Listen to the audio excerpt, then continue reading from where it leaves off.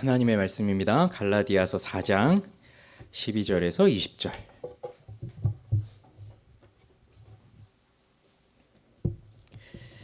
신약성경 갈라디아서 4장 12절부터 20절까지 말씀입니다.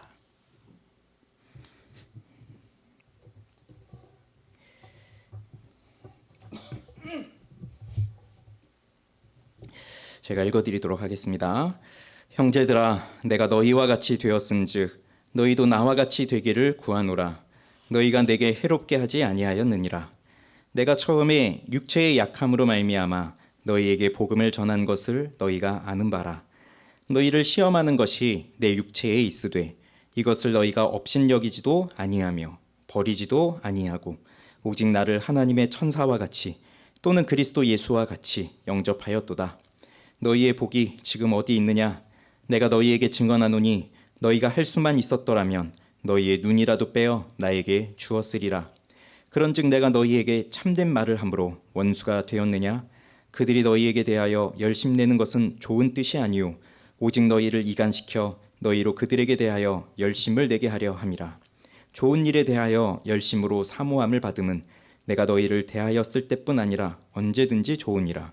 나의 자녀들아, 너희 속에 그리스도의 형상을 이루기까지 다시 너희를 위하여 해산하는 수고를 하노니 내가 이제라도 너희와 함께 있어 내 언성을 높이려 함은 너희에 대하여 의혹이 있음이라. 아멘. 기도하겠습니다. 사랑이 많으신 하나님 아버지, 감사합니다. 오늘 이 시간에도 주님의 은혜를 바라보며 나아갑니다. 주여, 저희와 함께하여 주시옵소서. 또 하루를 살면서 또 오늘 지금 이 시간 정도 되면 또 많은 피곤함이 몰려오는 시간이기도 합니다. 그렇지만 또 주님의 말씀을 사모하면서 예배의 자리로 우리를 인도해 주셨는데 우리들이 말씀에 귀를 기울이며 나아가게 하시고 또 이 속에 담겨있는 하나님의 뜻을 발견하면서 하나님께서 기뻐하시는 자의 모습으로 또 그렇게 저희들이 하나님을 영광스럽게 해드리는 하나님의 백성의 모습으로 설 수 있도록 도와주시옵소서. 예수님의 이름으로 기도합니다. 아멘. 수요일마다 갈라디아서 말씀을 보고 있는데 오늘로 18번째 시간이 됩니다. 굉장히 오랜 시간이 또 흘렀어요. 지금까지 오면서 아마 계속해서 율법이 이렇고 복음이 이렇고 또 의롭게 되고 믿음으로 되고 등등 이러한 교리적인 내용들을 쭉 이야기를 했는데 계속 반복해서 듣다 보면 이렇게 같은 얘기를 또 하네. 이렇게 반복되는 이야기를 또 하고 있을까 이런 생각을 할지도 모르겠습니다.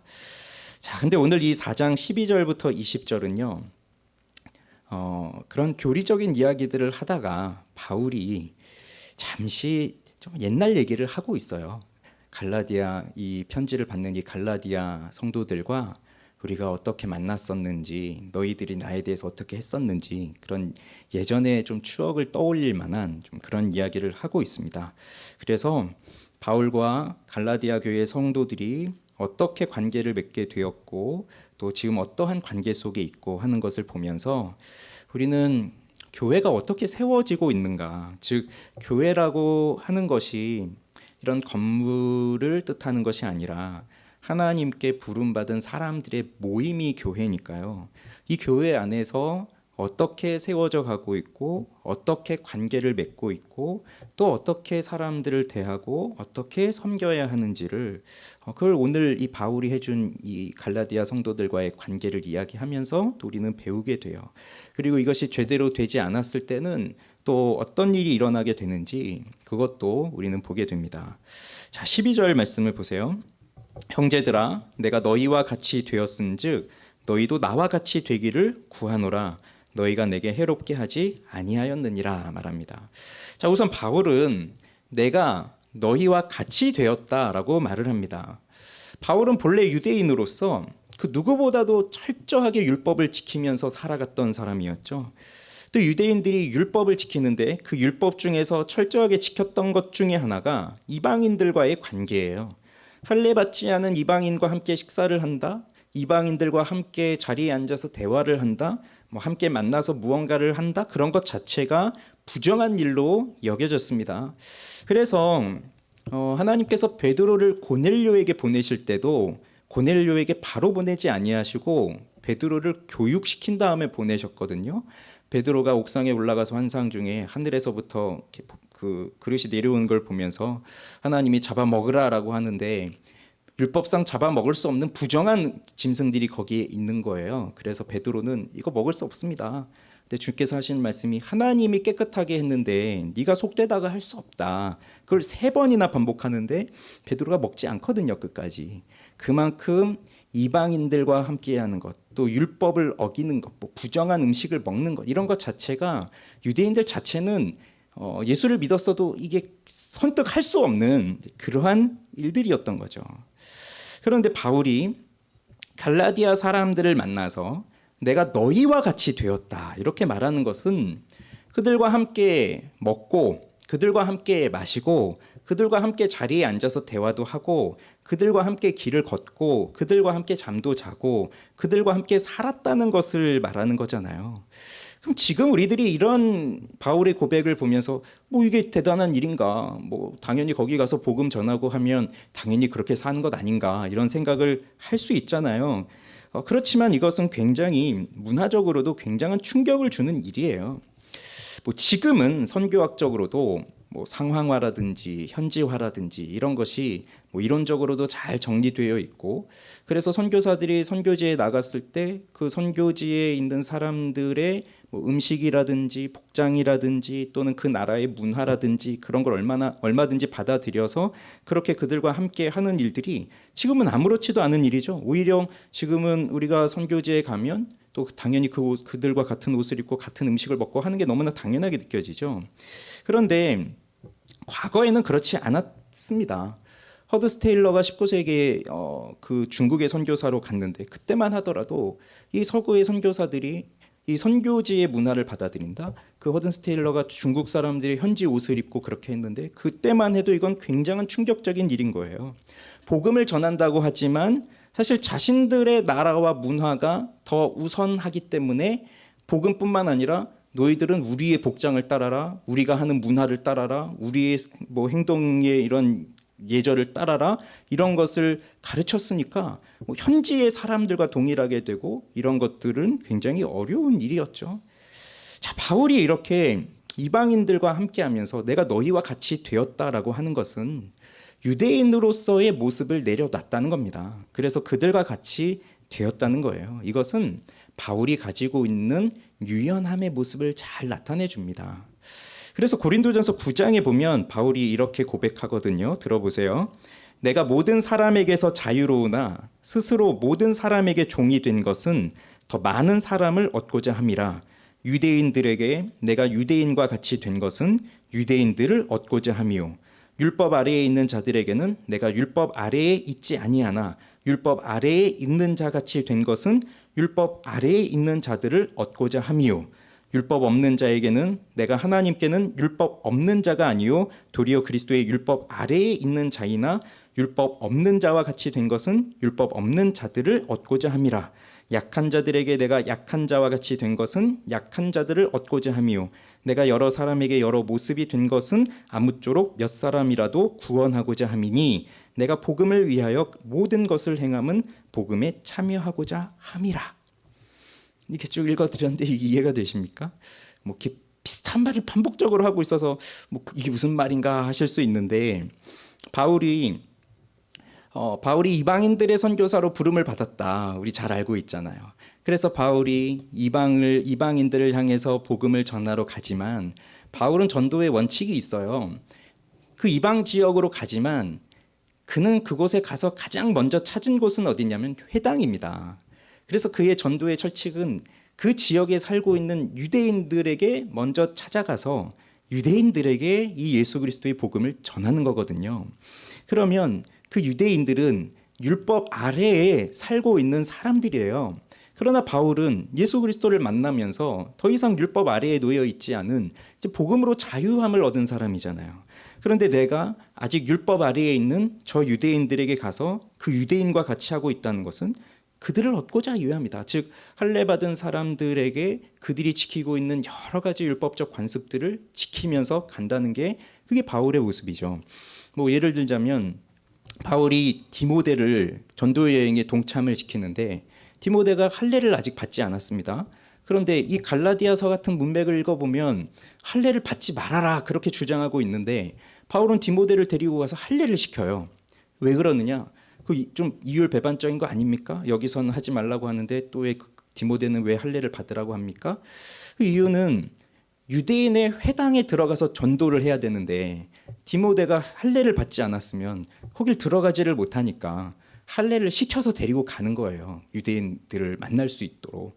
그리고 예루살렘에 오잖아요. 그 유대인들이 바울을 죽이기 위해서 막 혈안이 되어 있단 말입니다. 그때에 지혜를 낸 것이 뭐였냐면 머리를 깎으면서 내가 서원을 하면서 이제 이 제사를 드리기 위해서 성전에 온 것이다 이렇게 얘기하면서 그 율법에서 말하고 있는 결례를 지키기 위해서 또 그렇게 성전에 들어가는 것까지도 하고 있단 말이에요. 그러니 율법으로부터 자유로운 바울의 모습이지만 또 유대인들과 함께 또 하기 위해서는 또 율법을 지키고 있는 모습이 그에게 나타나요. 그런데 반대로 율법 없는 자, 즉 이 갈라디아 사람들과 같이 그 이방인들에게는 율법과 상관없는 그 사람들이니까 오히려 자신은 그리스도 안에서 그리스도의 율법 아래에 있지만 또 율법 없는 자와 같이 나는 또 그렇게 산다라고 하는 것은 그들을 얻기 위해서라는 겁니다. 즉 유대인들과 함께 할 때, 이방인들과 함께 할 때, 즉 그들과 같이 된다는 거예요.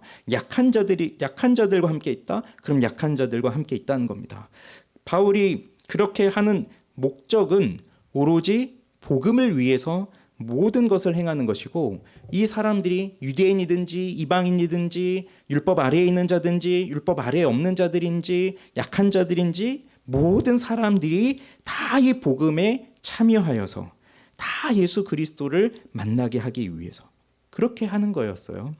그럼 바울이 이렇게 살아갈 수 있게 된 원동력은 어디에 있을까요? 바로 복음에 있습니다. 바울도 복음을 듣기 이전에는 철저하게 유대인과 이방인을 구분지어서 살았던 사람입니다. 그런데 그 유대인과 이방인의 막힌 담을 예수 그리스도께서 허무셨다는 것을 그는 깨닫게 되어서 이제는 이 부분에서 자유로워졌어요. 그래서 너희가 예수를 믿고 하나님의 자녀가 되려면 너희는 유대인처럼 돼야 된다. 그래서 너희는 할례도 받아야 된다. 너희는 율법 다 지켜야 된다. 너희는 유대인들이 입는 옷을 입어야 된다. 너 유대인들과 같은 똑같은 그 풍습을 가지고 식사도 해야 된다. 유대인들과 똑같은 머리 모양 해야 된다. 뭐 이렇게 하면서 그들에게 그런 강요를 하지를 않았습니다. 그렇다고 해서 저들의 문화를 또 다 받아들이느냐? 그런 것은 아니죠. 바울이 1장에서도 말했듯이 다른 복음을 전하는 자는 그게 누구이든지 간에 심지어 나조차도 그리고 하늘에서 내려온 천사라고 할지라도 다른 복음을 전하면 하나님의 저주를 받을지어다라고 말을 했어요. 그러니 이방인들하고 같아지기 위해서 복음을 부정하고 복음을 반대하는 그러한 것까지도 다 받아들였느냐? 그럴 수는 없는 거예요. 복음에 위배되는 것이 있다면 목에 칼이 들어와도 바울은 그것을 포기할 수 없었고 부인할 수 없었습니다. 그렇지만 이 복음의 문제, 이 생명의 문제와 관련되지 않은 것들은 얼마든지 수용할 수 있는 자유함과 유연함이 이 바울 속에는 있었던 거예요. 그런데 이 문제는 사실 그들의 문화를 받아들여라. 우리가 이제 전도를 하거나 우리가 선교지에 갔을 때 그들의 문화를 받아들여라. 그 정도의 이야기는 아닙니다. 내가 너희와 같이 되었다라고 하는 것은 모든 것을 자기 중심으로 보는 것에서부터 벗어났다는 말이에요. 여러분, 죄인들의 특징 중에 하나가 모든 것을 자기 중심적으로 본다는 겁니다. 그게 죄인들의 특성이에요. 모든 사람들이 다 마찬가지입니다. 그래서 항상 내가 한가운데에 딱 있어요. 내가 중심이에요. 내가 중심에 서 있고 다른 사람들은 다 나를 위해서 존재하는 거예요. 그래서 내가 저들에게 맞춰주는 게 아니라 저들이 다 나한테 맞춰줘야 되는 거죠. 그렇게 바라는 거죠. 이건 모든 인간관계 속에서도 마찬가지입니다. 특별히 가족관계 안에서도 마찬가지예요. 항상 내가 중심이에요. 그러니 가족관계 안에서, 부부관계 안에서도 내가 중심이고 그래서 내 남편이 나를 맞춰줘야 되고 아내가 나를 맞춰줘야 되는 거죠. 근데 그게 되지 않으면 그러면서 다툼이 일어나는 거잖아요. 그럼 또 뭐라고 말합니까? 나를 사랑하지 않아. 그렇게 말을 하는 거죠. 그래서 항상 자기 중심적이에요. 그리고 여기에는 우리가 살아가고 있는 이 시대의 문화도 한몫하고 있습니다. 누가 성공한 사람이라고 시대는 말하고 있습니까? 이 세상은 누가 성공한 사람이라고 말하고 있습니까? 다른 사람들을 위해서 나 자신을 낮추고 그들을 높여주는 사람을 성공했다고 말하지 않습니다. 다른 사람들이 나를 인정해주고 나를 높여주고 그래서 내 앞에서 다른 사람들이 내 말에 따르고 내 말에 굴복하고 내 말에 엎드려서 나를 높여주고 할 때 그때 그 사람이 성공한 사람이라고 하고 있기 때문에 우리 사람들은 다 자기 자신을 어떻게 해서든지 드러내고 싶어하고 자기를 정말 우뚝 나타내고 싶어하는 게 사람들의 모습이에요. 그러다가 싸움이 일어나는 거죠. 다툼이 일어나고. 왜요? 이 사람도 자기 중심이고 이 사람도 자기 중심이니까 서로가 부딪힐 수밖에 없고 그러다 보면 다툼이 일어나고 불화가 일어나는 거죠. 이건 세상만 그런 게 아니라 교회도 마찬가지입니다. 우리 교회 안에 있는 우리 성도들도 좀 안타깝지만 항상 내가 중심이 돼요. 내가 좀 깨어있지 않고 내가 이렇게 좀 깊이 생각을 하지 않고는 그냥 탁탁탁 사람들과의 관계 속에서 탁탁 일어나면 항상 자기 중심적으로 판단하는 거예요. 그러다 보니까 모든 성도들이 나한테 맞춰줘야 되죠. 뭐 성도들만입니까? 목사님도 나한테 맞춰줘야 되고 뭐 전도사님도 나한테 맞춰줘야 되고 구역장도 나한테 맞춰줘야 되고 애들도 나한테 맞춰줘야 되고 뭐 옆에 있는 이분도 나한테 다 나에게 맞춰줘야 되죠. 그렇지 않으면 이 교회 안 좋은 교회야. 여기 공동체 별로야. 사랑이 없어. 이러면서 또 교회를 또 비방하고 떠나고 하는 거죠.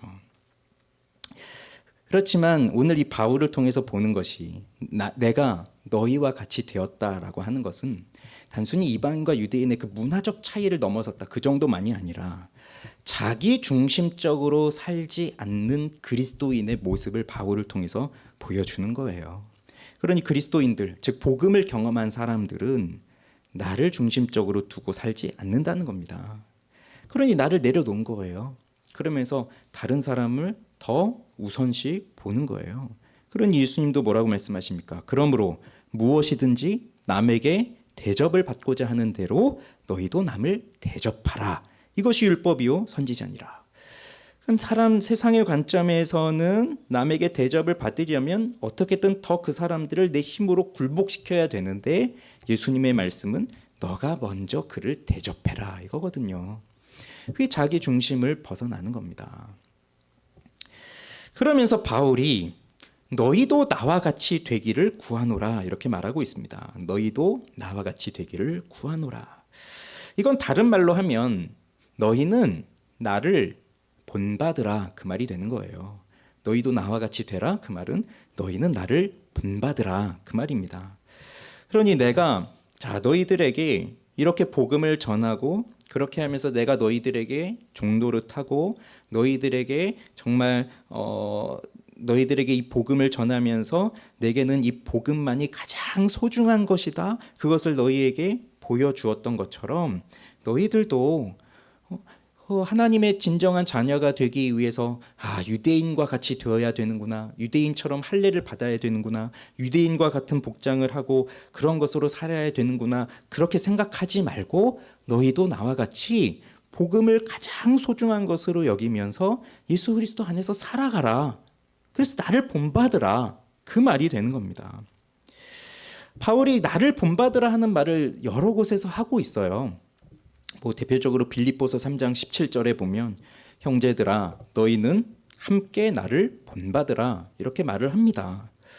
그러면 빌립보 교회 성도들에게도 나를 본받으라고 하고 있는데 바울이 어떻게 살았기 때문에 나를 본받으라 이렇게 말할 수 있을까요? 그 빌립보 교회 성도들에게 바울이 한 고백이 이거잖아요. 내가 너희 무리를 정말로 사랑하는데 나는 예수 그리스도의 심장으로 너희 무리를 사랑한다. 그런데 내가 이걸 그리스도의 심장으로 내가 너희를 얼마나 사랑하는지 누가 증인이라고요? 하나님이 증인이라고 하시는 거예요. 그러니 얼마나 사랑하면 내 스스로가 증인이다 그게 아니라 하나님이 증인이라고 말하고 있잖아요. 그러면서 내가 그리스도 예수께 잡힌 바 된 그것을 잡으려고 달려가고 있다. 때를 향하여 그리스도 예수 안에서 하나님 위에서 부르신 그 상을 위해서 내가 달려가고 있다. 그러니 나는 사는 것보다 죽는 것도 유익하다. 그리스도와 함께 있는 것이 나는 가장 좋다. 그리스도 예수의 그 마음을 본받아라. 그러면서 빌립보 사람들에게 그걸 가르쳤던 거잖아요. 그러면서 빌립보 교회 성도들은 바울을 보았던 거예요. 그래서 나를 본받으라. 이렇게 말할 수 있는 것은 바울이 어떻게 살았는지를 보았기 때문에 나를 본받으라라고 했는데 당신의 삶이 하나도 동의되지 않는데 왜 본받으라고 하는 겁니까? 하면 그게 말이 되겠어요? 그런 말을 할 수 있겠습니까? 이들은 바울의 삶이 무엇인지를 알았고 그가 복음을 위해서 어떻게 살았는지를 알았고 우리들을 위해서 그가 얼마나 낮아지고 얼마나 희생하고 얼마나 헌신하고 얼마나 사랑으로 헌신했는지를 보아서 알고 있기 때문에 그렇게 나를 본받으라라고 하는 말을 할 수 있고 그 말을 들으면서도 감동을 받고 그래 나도 바울과 같이 살아야 되겠구나라고 하는 생각을 하는 거죠. 복음은 말로만 전할 수가 없잖아요. 물론 말로 선포하는 것이 너무 중요합니다. 그 삶으로만 행동으로만 한다고 해서 사실 복음이 전해지는 건 아니잖아요. 우리가 착한 일을 해요. 그런데 예수 믿지 않는 사람들도 착한 일을 하잖아요. 그러니 착한 일을 하는 것을 보면서 사람들이 감동을 받을 수 있잖아요. 그래서 우리는 말로 그리스도 예수의 복음을 분명하게 선포하는 것이 중요하지만 그런데 이 복음이 말로만은 전해질 수 없어요. 말로 선포한 복음이 진짜인지 드러나는 것은 우리의 삶의 모습, 즉 우리의 행동만큼이나 확실한 것이 없습니다. 그러니 자 너희들 나와 같이 되라. 그건 뭐예요? 너희들 나만큼만 살아라. 나처럼만 살아라. 이런 말 아니겠어요? 그러면 야 바울 정말 교만합니다. 야 어떻게 나처럼 살라고 할 수 있어요? 여러분 그렇게 말할 수 있는 분 있어요? 나만큼만 살아라. 집사님 나처럼만 사세요. 나를 본받으세요. 이렇게 말할 수 있어요? 그러면 한쪽에서 이런 생각할 거 아니에요. 내가 너무 교만하다고 생각할까? 속으로 너나 잘하세요. 이런 말 할까? 이제 그런 생각이 들잖아요. 그런데 바울은요 이게 교만한 게 아니에요. 교만한 게 아니에요. 왜요? 내가 너희와 같이 되었은즉 이게 있기 때문이에요. 이게 없이 내가 너희와 같이 된 것이 없이 그냥 말로만 야 너희 이렇게 살아 이렇게 해야 돼 그러니 나 본받아 이렇게 하면 그게 교만이지 내가 너희와 같이 된 모습이 있기 때문에 그러니 너희도 나와 같이 되기를 구한다라고 하는 것은 교만이 아닙니다. 그건 교만이 아니에요.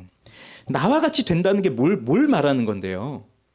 내가 이렇게 능력이 많아서 내가 이렇게 하나님께 인정받는 일꾼이니까 내가 이렇게 율법을 잘 지키니까 내가 이 정도로 훌륭한 신자니까 내가 이 정도로 하나님의 법을 지키고 교회를 이 정도로 내가 이만큼 헌금하고 내가 이만큼 섬기고 내가 이만큼 헌신하고 봉사하고 그럴 만한 능력을 갖고 있고 내가 이렇게 많은 사람들을 가르쳤고 전도했고 나 때문에 이렇게 많은 사람들이 복음을 들었고 그러니까 너희도 나만큼은 해라 그 말이 아니잖아요.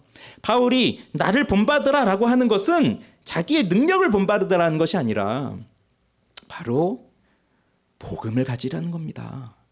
그래서 아그리빠 왕 앞에서 바울이 뭐라고 고백합니까? 아그리빠 왕이 이게 뭐냐면 바울이 이제 로마로 예루살렘에서 이제 붙잡혔잖아요. 그러면서 로마 황제에게 상소를 하거든요. 그때 그 전에 그 총독이 로마 황제에 보내기 전에 그래도 뭔가 죄명을 찾아야 되니까 나름 재판을 했거든요. 그래서 그 분봉왕이었던 아그리빠를 불러다가 재판을 하는데 그 아그리빠 왕 앞에서 복음을 전한단 말이에요. 그러면서 그 아그리빠 왕이 바울아 네가 적은 말로 나를 그리스도인 되게 하는구나 하면서 비웃으니까 바울이 뭐라고 말하냐면 말이 적으나 많으나 당신뿐만 아니라 오늘 내 말을 듣는 모든 사람들이 다 이렇게 내가 결박된 것 외에는 나와 같이 되기를 원하노라. 이렇게 고백하거든요. 그 앞에서, 그 재판장 앞에서. 그럼 뭡니까? 내가 이렇게 결박된 것 외에는 난 지금 이렇게 붙잡혀서 죄수의 신분으로 있지만 그런데 이것 말고는 다 나와 같이 되기를 원합니다. 즉 여러분들도 뭐 거기 왕 위에 앉아 있는 당신도, 뭐 그 왕의 뭐 그 번익의 그 여동생도, 뭐 거기 총독도, 그리고 거기 있는 고관들도 다 나와 같이 되기를 원합니다. 즉 예수 그리스도를 만나서 복음을 경험한 그리스도인 되기를 원합니다. 그걸 자랑하고 있는 거예요. 그게 나와 같이 되라, 나를 본받으라, 그 말인 거죠. 복음을 경험해라, 예수 그리스도를 믿어라, 그리스도가 주시는 참된 구원의 기쁨을 맛보아라, 그 안에서 살아가는 것이 얼마나 복된 일인지 너희들 그것을 경험해라, 그걸 말하는 거예요. 교만이 아니죠. 자, 그러면요, 이게 바울이 갈라디아 사람들을 향해서 가지고 있었던 마음이에요. 그러면 갈라디아 성도들은 바울을 어떻게 대했을까요? 자, 13절 같이 읽어보겠습니다. 13절 시작. 내가 처음에 육체의 약함으로 말미암아 너희에게 복음을 전한 것을 너희가 아는 바라. 바울이 이 갈라디아 지역에 가서 복음을 전한 것이 바울의 1차 전도 여행 중이라고 이제 보고 있습니다.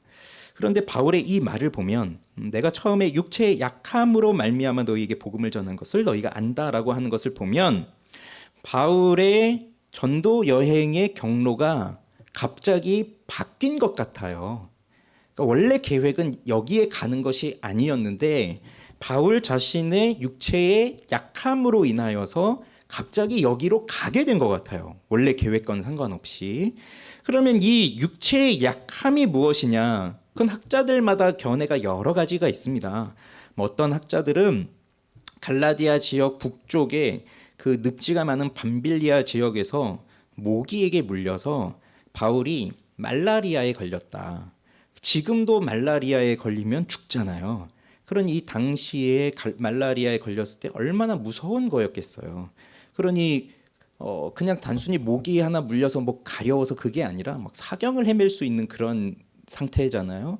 그래서 원래 가려고 하던 곳이 아니라 이제 이쪽으로 오게 되었을 것이다. 이제 그렇게 또 추정하는 사람도 있고, 또 아마 많이 들어보셨을 것은 이거죠. 15절에서 너희 눈이라도 빼어주려고 했다, 뭐 이런 걸 보면 아, 바울이 안질이 좀 있었구나, 눈이 굉장히 안 좋았구나.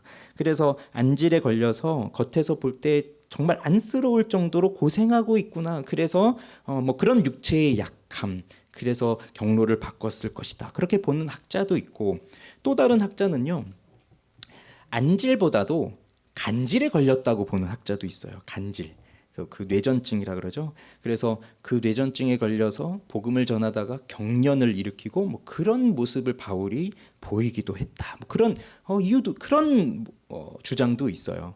근데 성경에 뭐라고 명확하게 나오지는 않지만 바울의 그러한 육체의 약함은 분명히 있었던 것이고, 그리고 그것이 속으로만 아픈 게 아니라 육체적으로 나타나서, 겉으로 나타나서 옆에 있는 사람이 봤을 때 이 사람 정말 큰일 났구나, 뭐 이렇게 싶을 정도로 그렇게 육체의 약함이 나타났고, 이것 때문에 계획이 변경되면서 이곳에 갔고 여기서 이들을 만나게 된 거예요. 그리고 이들이 결론적으로 보면 복음을 듣게 된 거죠. 바울이 그렇게 육체의 약함이 생기지 않았으면 그들에게 복음이 전해지지 않았겠지만 그 일로 인해서 이들이 복음을 듣게 된 거예요. 그런데 이들이 어떻게 대하였는가, 그 육체의 약함을 가지고 있었던 바울을 어떻게 대하였는가, 이게 중요하거든요. 14절을 읽어보겠습니다. 시작. 너희를 시험하는 것이 내 육체에 있으되 이것을 너희가 업신여기지도 아니하며 버리지도 아니하고 오직 나를 하나님의 천사와 같이 또는 그리스도 예수와 같이 영접하였도다. 너희를 시험하는 것이 내 육체에 있다고 말합니다. 그러니까 앞에서 말했던 뭐 그게 말라리아가 됐던 뭐 안질이 됐던 간질이 되었던 그 갈라디아 사람들이 봤을 땐 시험거리가 되는 거예요. 이게 왜 시험거리가 될까요? 물론 육체적인 질병이 있는 걸 보면 그냥 우리 보통 사람들이 이렇게 아픈 사람 보면 그게 마음이 쓰이고 그렇잖아요. 근데 지금 바울은 단순한 여행을 하러 온 사람이 아니라 복음을 전하는 사람이에요. 다른 말로 하면 종교적 일을 하고 있는 사람이잖아요. 어떠한 종교적인 진리를 전하고 또 신에 대해서 전하고 그런 거잖아요. 그러면 한번 생각해 보십시오. 신의 존재, 뭐 종교의 존재, 뭐 내가 전하는 진리, 그런 걸 말하기 위해서는 사람들 앞에서 내가 믿고 있는 신이 능력이 있다는 것을 확실하게 보여줄 수 있어야 되잖아요. 그러면 건강해야 되겠어요? 아픈 사람이 좋겠어요? 당연히 건강한 사람이 그런 종교적 활동을 하기에 좀 더 신뢰감이 있는 사람 아닙니까? 그런데 지금 아파가지고 막 죽어가고 있는데, 아파서 죽어가고 있으면서 예수님께서 병자들을 고쳐주셨어요, 뭐 이렇게 말을 하고 있으면 사람들이 그 신뢰를 하겠어요? 자기도 죽어가면서 뭐 예수라는 사람이 그 자기 종도 하나 못 고치는데 우리 보고 믿으라고 그래? 이제 그렇게 반감이 들 거 아니에요. 그런 면에서 보면 이게 충분히 시험거리가 되는 거죠. 저가 전하는 저 복음, 저 예수가 진짜 하나님이 맞나? 정말 우리가 믿어서 우리의 모든 것을 다 맡길 수 있는 그런 능력의 신이 맞나? 그런 거 될 수 있잖아요. 그러나 지금 이 갈라디아 사람들은 그렇게 너희를 시험하는 것이 그 바울의 육체적 약함 속에 있었지만, 그런데 너희가 이것을 업신여기지 않았다는 거예요. 업신여겼다는 것은 쓸모없거나 비열한 것처럼 경멸했다는 거잖아요. 마치 정말 그 경멸하는 거는 막 침을 뱉고 저리 가 막 이렇게 하는 거잖아요. 그러니까 이렇게 막 아파서 쓰러져 있고 근데 복음이라는 걸 전하는데 그런 사람을 보면서 야, 필요 없으니까 저리 가 이러면서 무시했을 수도 있는데 그러지 않았다. 그리고 버리지도 않았다. 오히려 하나님의 천사와 같이, 그리스도 예수와 같이 나를 영접해 주었다. 그렇게 말하고 있습니다. 이건 하나님의 천사, 하나님이 보내신 천사, 그리스도 예수와 같이 봤다는 것은 그렇다고 해서 바울을 무슨 신적 존재로 봤다는 건 아니에요. 바울이 그걸 바랐겠어요? 자기를 신처럼 대해주는 것을? 그건 아니죠. 이건 바울이 전하는 복음을 듣고 바울이 지금 이런 육체적인 약함의 상태에 놓여 있는 것이 아무런 문제도 되지 않는다는 거예요. 그러면서 오히려 이러한 몸으로 이렇게 연약한 육신을 갖고 우리에게 찾아와 주어서 복음을 전한 이 바울에게 감사와 사랑과 그 마음을 가지고 있는 그러한 표현이었던 겁니다.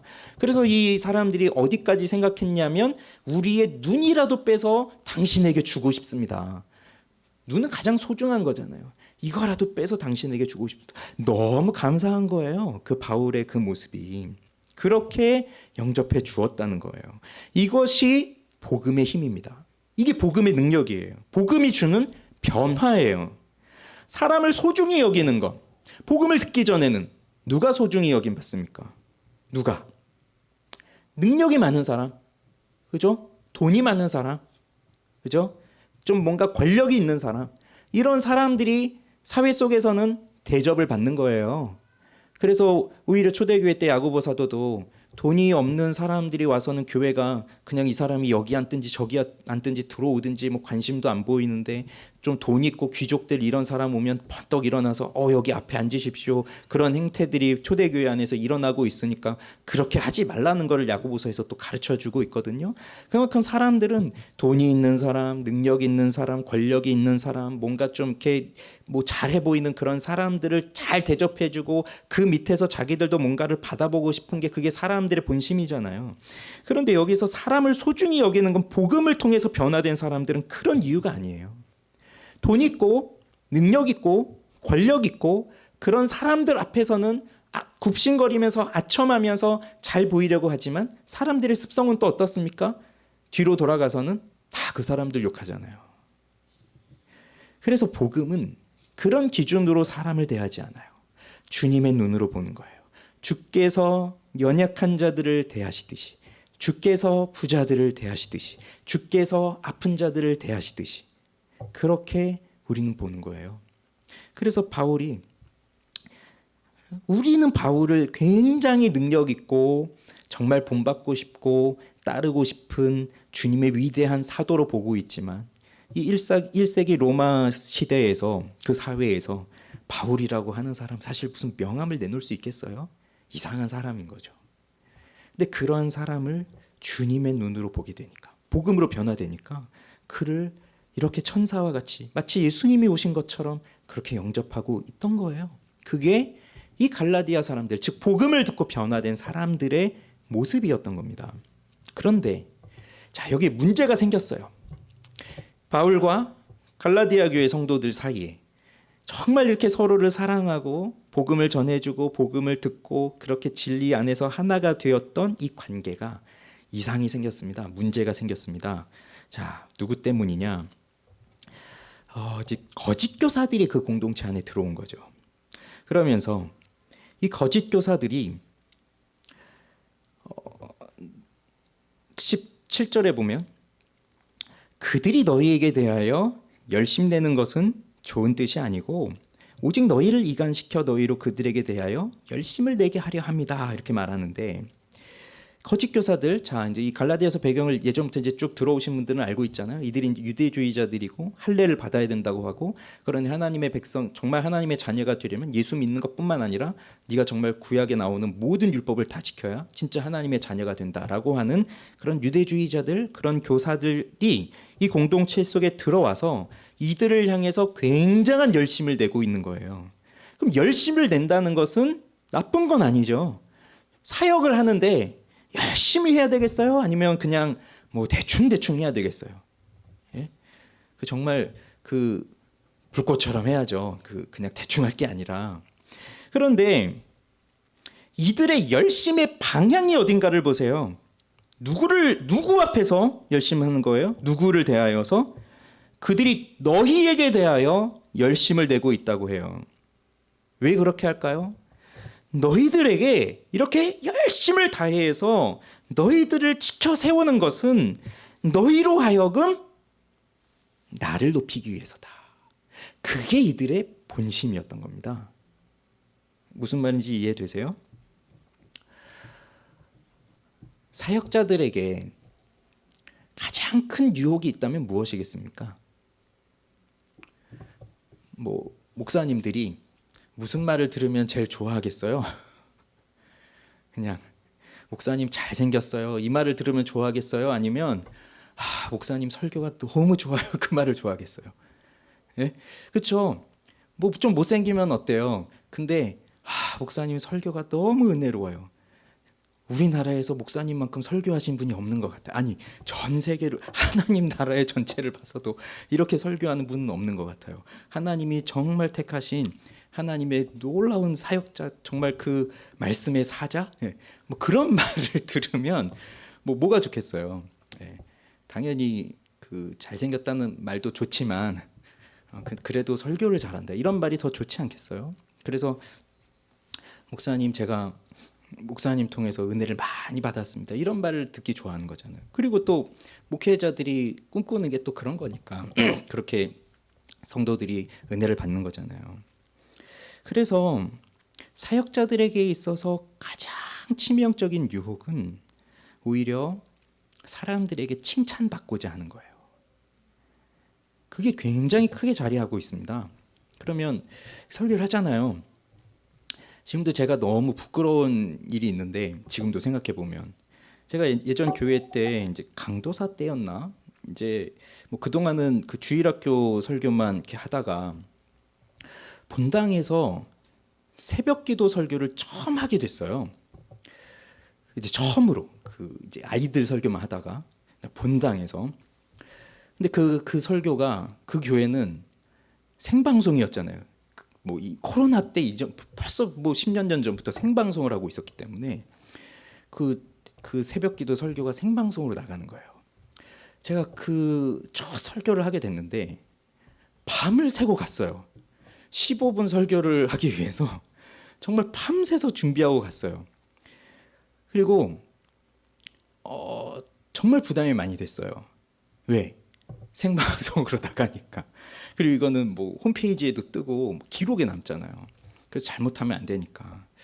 그렇게 해서 첫 설교를 끝내고 그 당시 그 행정 목사님한테 저의 이런 마음을 이제 고백을 했어요. 목사님, 제가 이렇게 첫 설교를 했는데 정말 힘들었어요. 그 새벽기도 그 생방송도 나와서 너무 부담이 됐고 너무 못할까봐 부담이 됐고, 그렇게 해서 이제 했어요. 이제 했더니 그 목사님이 하시는 말씀이, 나는 그런 생방송 때문에 부담을 가져본 적은 없어요. 오히려 내가 성도들을 잘 못 먹일까봐 그게 더 걱정이에요. 그렇게 말씀하시는 거예요. 그래 저는 야 내가 이거 잘못해서 좀 저렇게 설교를 못해. 뭐 아니면 저거 좀 틀린 내용 아니야? 뭐 아니면 야 정말 잘하는구나.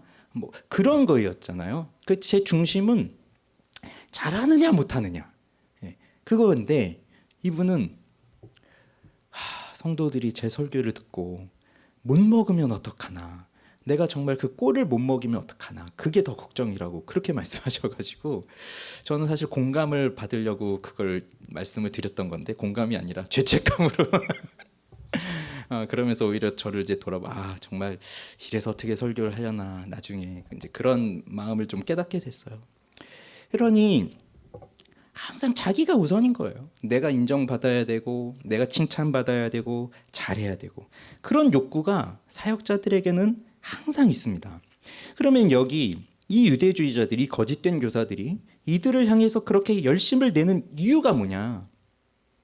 너희들 내 말 잘 듣고 내가 가르쳐 주는 대로 잘 따라오거라 이거잖아요. 그거는 바울도 그랬을 것이고 이들도 그랬을 겁니다. 뭐 어떤 사역자도 다 마찬가지입니다. 내가 전해주는 이 말을 듣고 너희들 잘 따라와라. 그래서 하나님의 백성으로 정말 하나님의 자녀로 그렇게 살아가야 된다. 그걸 말하고 있는데 그런데 이들의 본심은 뭐냐면 너희들 내 말을 잘 들어서 너희들 나를 따르라 이게 되는 거예요. 바울과 같은 사람은 뭐였죠? 나를 본받으라 그게 너희들 내가 전해주는 이 말을 잘 듣고 누구를 따르라는 거예요? 그리스도 예수를 따르라는 거잖아요. 나는 잊혀져도 되고 난 없어져도 되니까 나를 본받으라는 거는 나를 따르라는 게 아니라 그리스도 예수를 따르라는 건데 지금 이들은 너희들 내 말 듣고 나를 따라라. 왜 그렇습니까? 이들은 왜 이렇게 해야 됩니까?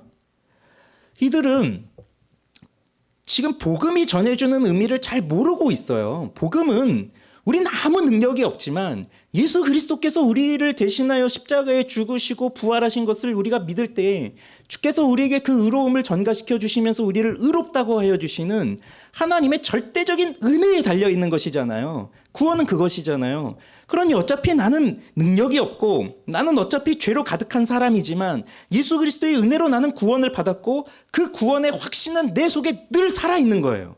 그런데 율법을 다 지켜야 된다. 하나님의 말씀을 다 따라야 된다. 그 속에 무엇이 있는 거예요? 하나님께 인정을 받아야 되는 거거든요. 내가 이렇게 하니까 하나님께 인정을 받아야 되는 거거든요. 그러니 사역의 목적도 무엇입니까? 하나님께 인정을 받아야 되는 거예요. 하나님 내가 이들에게 이만큼 열심을 다하여서 이들이 내 말을 잘 따랐으니 하나님 이제 저를 좀 인정해 주시겠죠? 제가 하나님께 인정받는 사역자 맞죠? 이렇게 가는 거예요. 그러니 이들에 대해서 열심을 내는데 그 열심의 목적은 사람들에게 인정받기 위해서인 겁니다. 사람들에게 인정받기 위해서. 그래서 그들이 나를 따라오게끔 정말 나를 꽉 붙잡혀서 저분 없으면 안 돼요. 저분 없으면 안 돼요. 이렇게 가게끔 그렇게 만들고 있는 거예요. 그런데 이걸 어떤 식으로 하는지 아십니까? 17절에 보니까 오직 너희를 이간시켜요. 이간질을 하는 거예요. 그래서 이들이 했던 게 뭐냐면 바울을 향해서 이간질을 하는 거예요. 이 갈라디아 사람들하고. 바울은 예수님이 직접 부른 사도가 아니야. 예수님의 12 제자가 아니잖아. 바울은 예수님이 불러준 사도가 아니야. 저 사람은 가짜 사도야. 저는 예수님 만난 적도 없어. 바울은. 그러니 베드로하고 달라. 그러니 저 사람이 하는 말을 우리가 믿을 수 있겠어? 그러니 내가 하는 말을 믿어야 돼. 이런 식으로 이간질을 시키는 거예요. 그렇게 이간질을 시키니까 바울을 향해서 눈이라도 빼줄 수 있었던 그 마음을 갖고 있었던 이 갈라디아 사람들하고 바울의 관계가 어떻게 됩니까? 원수가 되고 있잖아요. 원수가. 그래서 그죠? 원수 16절에 나오잖아요. 내가 너희에게 참된 말을 함으로 원수가 되었느냐? 지금 원수같이 여기고 있는 거예요. 이게 이간질입니다. 이간시킨다는 것을 주목해서 보세요. 이것만큼 무서운 게 없어요. 만약에 생각해 보세요. 자, 교회예요. 교회.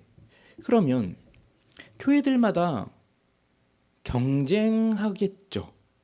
자, 저희가 참 저한테는 이번 주 참 특별한데 여기에 교회를 어디로 가야 되나 이렇게 하면서 정말 여기 딱 1년 전에 이 건물을 발견하고 그리고 딱 1년 전에 계약을 하는데 이 건물 보고 계약하는데 딱 6일 걸렸거든요. 몇 개월 동안 어디를 가나 고민하고 있다가 딱 이 건물 딱 계약하는 데는 6일밖에 안 걸렸어요.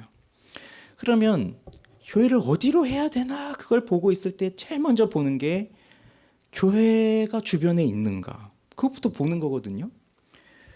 근데 뭐 심지어 부동산에서는 다 이렇게 보여주고 나서 여기 좋죠, 좋은데요 했더니 여기 아래 층에 교회 있어요. 그러면서 그래도 돼요? 그랬더니 원래 다 그렇게 하는 거예요. 뭐 그런 식으로 가르쳐주고 그런 식으로 이렇게 하는데 근데 저도 처음에는 거기가 너무 좋아 보여서 그렇게 해야 되나 보다 그렇게까지 생각했는데 근데 뭐 꿈에 나오더라고요. 그래서 제가 꿈 같은 거 잘 안 꾸는데 정말 꿈에 나오더라고요. 그 어떤 분이 저희 설립 예배를 드리는데 막 와서 뭐 하냐 그래서 누구시니까 따라와 보라고 했더니 바로 그 옆에 교회가 있는 거예요. 그래서 뭐 하는 거냐고 여기 교회 있는데 그래가지고 같은 건물에 교회를 하면 안 되겠구나 이제 뭐 그런 생각을 하고 딱 정리를 했는데 한번 생각해 보세요. 자연스럽게 교회 안에서도 뭐 목사들끼리 아니면 교회 성도들끼리 우리 교회가 더 좋아요 이런 마음이 들지 않겠어요? 그럼 뭐가 되는 거죠? 경쟁을 하잖아요. 그러면 경쟁을 하면서 어떤 식으로 할까요? 이런 유혹이 드는 거예요. 우리 교회는 저 교회와는 달라요. 우리 목사님은 저 목사님하고는 달라요. 우리 교회 공동체는 저 공동체하고는 달라요. 이게 뭡니까? 이게 이간질인 거예요. 저 목사님 정말 그 잘못한 거 있어요. 뭐 그러면서 뭐 정말 그럴 수도 있어요. 그 교회를 비판하면서 교회는 이러면 안 됩니다. 우리 대표적인 뭐 누구누구 목사님은 뭐 이렇게 하시는데 그러면 안 됩니다. 주님의 양심으로 그래서 어떻게 그 목회자로 할 수 있습니까? 그렇게 대놓고 실명을 거론하면서 교회 이름을 대면서 그렇게 말을 할 수도 있어요. 그건 더 나쁜 일이고 그렇게 하면 안 되고요. 근데 그런 부정적인 말을 하지 않더라도 우리 교회는 좀 달라요. 이런 마음이 들어왔다면 그게 바로 이간질하는 거예요. 마음속에서 경쟁을 불러일으키고 저 교회보다 우리가 더 나아. 그러면서 그 뭡니까? 여기 오라는 거잖아요. 여기 오라는 거. 저기 말고 여기로 오세요 그 말이잖아요. 근데 이게 얼마나 많습니까? 솔직히 제 안에도 그런 유혹들이 굉장히 많이 일어나고 그리고 우리 안에서도 그런 것들이 많이 일어날 거예요. 근데 이게 교회와 교회 간의 관계에서도 그렇고 심지어는 우리 한 교회 안에 있는 공동체 안에 있는 성도와 성도 사이에서도 그럴 수 있어요. 모두가 다 나와 마음이 맞는 사람들이 아니니까 그리고 또 뭐 이 교회 안에서도 뭔가 이렇게 좀 세를 형성하고 좀 나와 맞는 사람들을 형성하고 그러려고 하는 그 못된 마음들이 우리 죄인들 마음속에 늘 있기 때문에 그럼 이제 자연스럽게 뭔가 좀 마음에 안 드는 분이 있으면 이렇게 같이 이야기하면서 저분은 좀 이상하지 않아요? 뭐 이런 말 한마디씩 하게 되면 사람들에게 그분에 대한 부정적 인식을 심어주게 되면서 좀 더 이렇게 그 선입견을 가지고 보게 되는 거죠.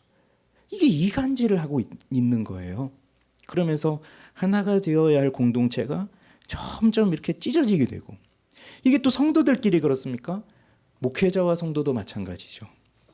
목회자와 성도도 마찬가지예요. 쌍방간에 일어날 수 있어요. 목회자가 어느 성도가 마음에 좀 들지 않아요? 그러면 성도들에게 이야기하면서 저 집사님은 좀 이상한 것 같지 않아요? 이렇게 한마디 하기 시작하면 그럼 또 그분들은 뭐라고 생각하겠습니까? 목사님이 저렇게 말하는데. 그럼 부정적 인식이 생기죠. 또 성도들끼리 목회자에 대해서 뭔가 좀 불만이 생길 수도 있잖아요. 그럼 그 목회자에 대해서 우리 목사님 왜 저러시지? 이것 좀 이상한 것 같지 않아? 그래서 서로 그런 얘기를 하고 있다면 그 목회자를 신뢰할 수 있겠어요? 자, 이런 일들이 교회 안에서 굉장히 많이 일어나고 있다는 거예요. 이게 이렇게 이간시키고 있는 거예요. 복음의 사역을 위해서는 열심을 내지 못하는 사람들이 이렇게 자기 자신을 위해서 이간시키는 데는 굉장히 열심히 해요. 전도하는 데에는 굉장히 느린 사람들이 또 이런 걸 말하는 데는 그렇게 빨라요. 바로바로 전화하고 바로바로. 그럼 뭡니까? 예수 그리스도의 이름이 드러나겠어요? 교회가 무너지는 거죠. 왜 그런 거예요? 결국 다 내 중심이기 때문에 그래요. 나하고 중심. 이거 누가 제일 잘합니까? 이 신천지가 제일 잘하는 거예요. 신천지가. 그 교회 들어와서 이간질 시키고 목회자 욕하고 중직자들 욕하고 막 그러면서 교회 욕하고 그러면서 교회를 깨뜨리고 하는 게 이게 신천지들이 잘하는, 이단들이 잘하는 거예요. 이 거짓 교사들이 그런 식으로 하고 있단 말이죠. 우리 교회가 이제 1년이 되어 가고 있는데 우리 교회는 목회자인 저도 그렇고 뭐 여러분들도 그렇고 우리 공동체 자체가 좀 이런 유혹을 잘 이길 수 있으면 좋겠어요. 이런 유혹 자체가 없다 그렇게는 말할 수 없어요. 우리도 사람이고 우리도 죄인이기 때문에, 그리고 우리도 잘하고 싶기 때문에, 또 우리 교회도 잘 드러나고 싶고 그러고 싶기 때문에 뭐 그런 것 자체가 없다고는 말할 수 없어요. 그러나 그런 유혹을 단번에 끊어내고 우리는 뭔가 경쟁 의식을 갖고 옆에 있는 교회하고 경쟁한다? 그런 관계가 아니라, 제가 교회 개척을 준비하면서 그때 정말 큰 깨달음을 받았던 것이, 하나님은 하나님의 경륜에 따라 각자의 부르심대로 그 교회를 세우셔서 그 교회의 목회자와 성도들을 통해서 그 교회를 통해서 또 하나님은 그 각각의 일을 하고 계시는구나. 그래서 모든 교회가 같을 수가 없어요. 다 다른 거예요. 그거를 잊어버리면 안 된다는 생각이 들어요. 자, 그러면서 이제 마지막으로 바울의 결심이 나옵니다. 바울의 결심. 자, 19절을 읽어봅시다. 시작. 나의 자녀들아, 너희 속에 그리스도의 형상을 이루기까지 다시 너희를 위하여 해산하는 수고를 하노니. 여기 바울의 목적이 나와요. 자, 이제 지금 바울은 이 갈라디아 교회 성도들의 이런 소식을 듣고 또 자신을 원수같이 생각하고 있는 그들에 대한 마음을 듣고, 야, 너희들 정말 배은망덕하다. 내가 그렇게 아픈 몸을 이끌고 너희들에게 가서 복음을 전해주었는데 결국 돌아온 게 이거냐? 너희들 정말 하나님의 쓴맛을 봐야 되겠구나. 그런 생각을 하지 않습니다. 오히려 이들에게 무슨 말을 하냐면, 내가 너희를 위하여 다시 해산하는 수고를 하겠다. 언제까지요? 그리스도의 형상을 이루기까지. 그게 바울 서신에 여러 군데 나옵니다. 에베소서에서도요. 그가 어떤 사람은 사도로, 어떤 사람 선지자로, 어떤 사람 복음 전환자로, 어떤 사람 목사와 교사로 삼으셨는데 이는 성도를 온전하게 하여 봉사의 일을 하게 하며 그리스도의 몸을 세우려 하십니다. 우리가 다 하나님의 아들을 믿는 것과 아는 일에 하나가 되어 온전한 사람을 이루어 그리스도의 장성한 분량에 충만한 데까지 이르리니. 자, 이걸 위해서 하나님이 이렇게 교회를 세우시고 각각의 직분자들을 세우셨다는 것이고, 골로새서에도 나와요. 우리가 그를 전파하여 각 사람을 권하고 모든 지혜로 각 사람을 가르침은 각 사람을 그리스도 안에서 완전한 자로 세우려 함이니 이를 위하여 나도 내 속에서 능력으로 역사하시는 이의 역사를 따라 힘을 다하여 수고하노라. 그리스도의 안에서 완전한 자로 세우기 위해서. 그게 목적이에요. 그런데 이게 쉽게 일어나는 일이 아닙니다. 해산하는 수고를 하겠다는 거예요. 그럼 우리 형제분들은 잘 모르지만 우리 자매님들이 그 해산을 해보신 자매님들은 알잖아요. 그 아이를 낳을 때 그 해산의 고통이 얼마나 큰가를 알잖아요. 그러면 그 해산의 고통이 있는데 내일 또 애를 낳아라 그러면 그 내일 또 애를 낳을 수 있겠어요? 그 고통이 그렇게 큰데, 그만큼 이 아이를 낳는다는 것 자체가 굉장한 고통과 수고가 있다는 거잖아요. 그러면 그 고통이, 어떤 사람은 정말 그게 너무 무서워서 다시는 애를 못 갖겠다 하는 사람도 있는데, 바울은 뭐라고 말합니까? 다시 너희를 위하여 해산하는 수고를 하겠다. 다시. 그러니까 처음에 이들이 나를 하나님이 보내준 천사로 그리스도 예수를 영접하는 것 같이 그렇게 자기를 받아줬다고 하는데, 근데 그게 그냥 쉽게 이루어진 것이 아니라 그 처음에 그렇게 교회가 형성될 때도 해산하는 고통과 같이 그렇게 쉼없는 눈물과 고통으로 복음을 전했던 거예요. 그러면 그걸 너무나 잘 알잖아요. 그런데 내가 너희를 위해서 다시 그 해산의 고통을 하겠다. 그러니까 어떤 어머니도, 어떤 엄마도 내가 이 해산하는 게 너무 무서워서 뱃속에 임신하고 있는 이 아이를 그냥 내 뱃속에만 두고 있겠다, 그런 엄마가 없어요. 그게 너무 고통스러운 걸 알지만 그래도 이 아이가 빨리 나와서 건강한 아이로 자라기를 꿈꾸는 게 그게 엄마의 마음이지, 나 아플까 봐 그냥 임신하고 있는데 그 아이를 그냥 내 뱃속에 계속 두고 있을 엄마는 아무도 없다는 거죠. 그게 바울의 고백이에요. 그게 교회를 향한 바울의 마음이에요. 해산의 수고를 다시금 해서라도 너희를 그리스도의 장성한 분량에 이를 때까지 그렇게 나는 너희를 버리지 않겠다, 그 말인 겁니다. 그럼 이제 말씀을 맺을게요. 15절을 보세요. 이렇게 묻죠. 너희의 복이 지금 어디 있느냐? 이거 뒤집어서 생각하면 이렇게 바울을 사랑하고 또 교회 안에서 정말 예수 그리스도께서 보여주신 그 사랑으로 서로를 섬기고 나 중심적으로 보지 않고 다른 사람을 먼저 대하고 그렇게 인정하고 또 용서하고 용납하고 받아주고 이해해주고 기다려주고 했던 그 사랑의 관계가 없어지면 너희도 복이 없다예요. 이해가 되시죠? 다 자기가 잘 되고 싶어서 자기 중심으로 사는 건데, 그래서 모든 사람들이 교회 안에서조차도 다 나를 중심으로 해서 나를 중심으로 움직여줘야 이게 뭔가 사랑하는 공동체고 내가 사랑받고 있는 것이고 그 안에서 내가 사랑한다고 생각하고 있는 것이지만 그게 복이 없는 상태라고 하는 거죠. 이 관계가 깨지면 복이 없는 거예요. 그러면 자, 마지막으로 이 질문을 하고 마치겠습니다. 그럼 우리는 무엇을 위해서 살아야 되는 겁니까? 우리 이 교회는, 이 공동체는 무엇을 목적으로 하면서 존재하는 것이고 세워져야 되는 것입니까? 내가 받는 칭찬입니까? 나 중심으로 이루어지는 나의 만족함 때문입니까? 무엇입니까? 복음을 위해서 사는 것은 사람들의 칭찬을 받는 걸 포기한 것이고, 참된 복음의 능력을 경험한 사람들은 사람들의 칭찬을 받는 것을 넘어선 사람들이에요.